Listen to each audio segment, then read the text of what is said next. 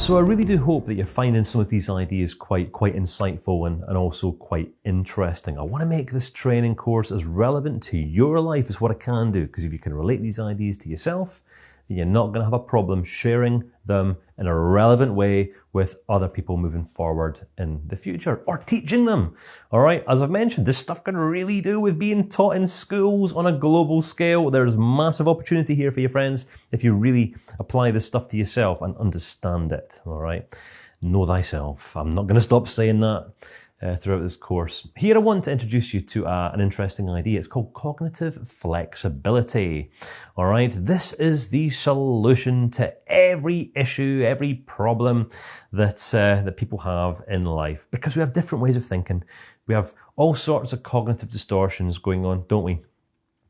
I think when we looked at the cognitive distortions, one of the first ones I presented you with was this idea, black and white thinking.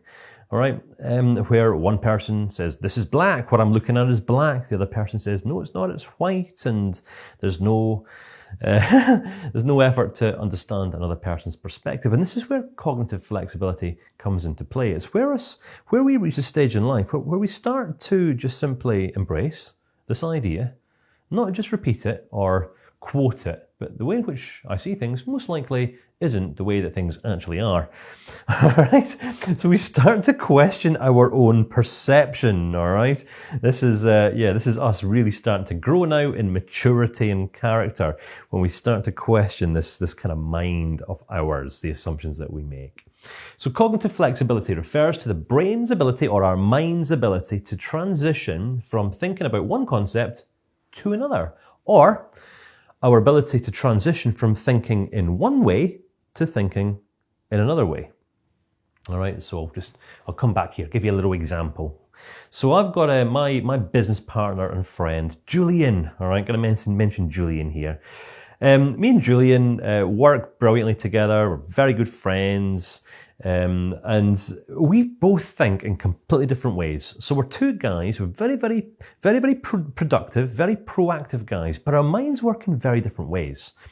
Where my mind tends to work in the abstract, and by this what I mean is big ideas, big thinking, long-term visions, how we're going to change the world. Julian's mind works in details. All right, so usually most weeks, me and Julian go on mate dates. That's right, we go for a spa. We go on spa dates and we sit there in steam rooms together, getting all sweaty, and we're having conversations. And I'll be there talking about the vision, the next part of the ecology project or something like this. And I'll just be there, my thinking's becoming more and more abstract. Then the next thing, Julian just hits me up for the details. Well, Kane, how's this going to work? And what about this? And the problem that I have with this is this.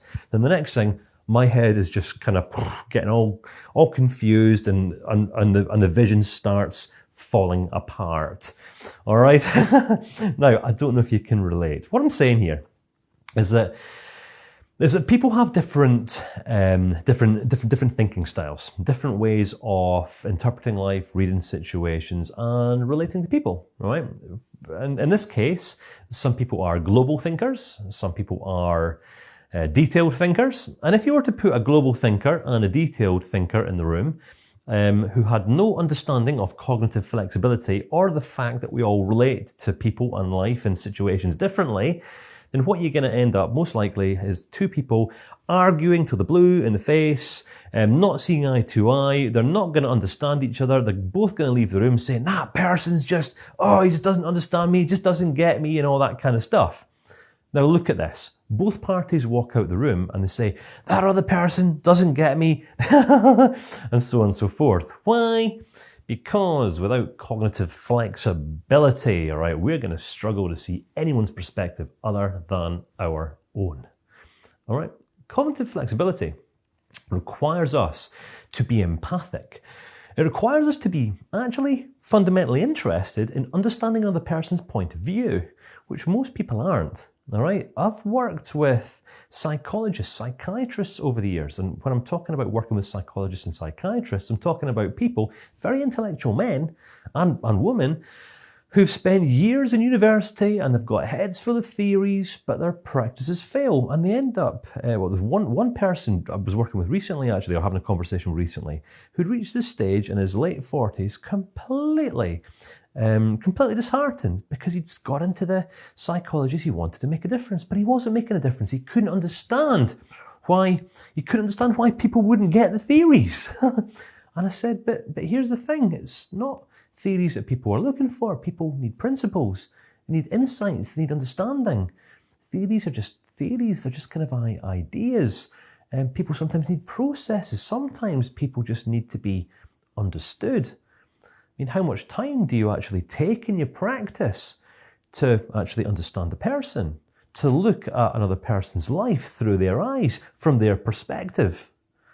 Because what this requires is cognitive flexibility, where we've got to put our own relational preferences aside and actually seek to understand this other person.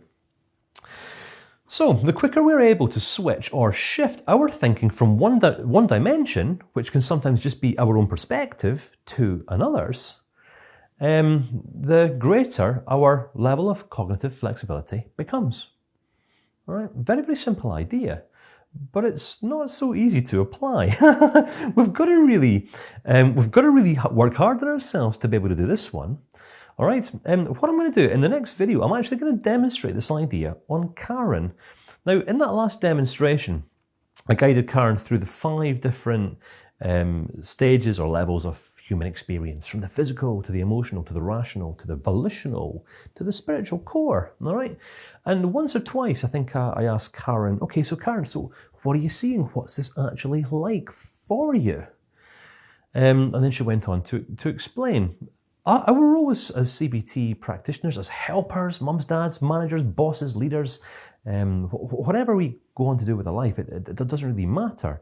When our goal is to understand other people, then what we must be looking to do at all times in all of our relationships is to put ourselves in other people's shoes, put our own agenda, our own understanding, our own perspectives, our own assumptions, everything else down. It's kind of like we've got to die to ourselves so that we can live for someone else. I don't know if that makes sense. It's a big idea. But this is all going to develop our cognitive flexibility. How effective we actually are at looking at life through another person's eyes, from another person's perspective. Are you with me? All right? And the principle here is just seeking to understand a person first. There isn't anything complicated about this, I promise. All right? It's actually very, very straightforward. It's a straightforward idea. It's a simple idea. But does it require hard work? Does it require perseverance and patience? Yes, it does. But we're only going to be able to enter into this place once we fully understand ourselves, once we're able to self-regulate, which we can only do if we are self-aware. All right, so I'm building ideas upon ideas here, all right? Really want you to get this stuff. In the next video, I'm going to welcome back Karen. We're going to have a conversation, just a demonstration on how it is that I just simply remove myself from me and put myself in Karen's shoes, asking Karen questions just to reflect upon her experience right now. It's going to be a conversation undirected by nature, but my goal is just simply to understand whatever it is that Karen is focusing on right now. All right, to look at life through her eyes and develop my own cognitive flexibility through the process. All right, simple idea.